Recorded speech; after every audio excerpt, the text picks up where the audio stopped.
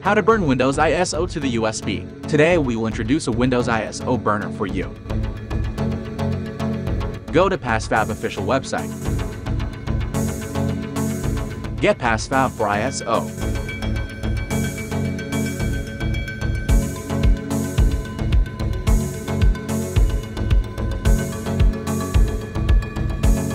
Install.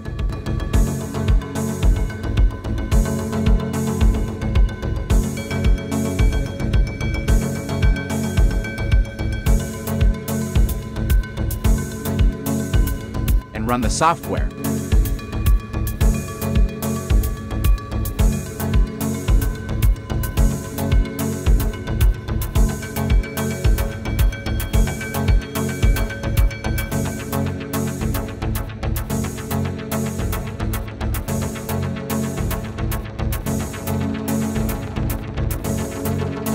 Choose one ISO file.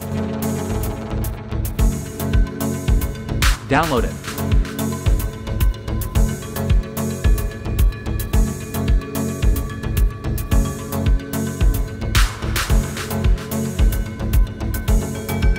Insert a USB.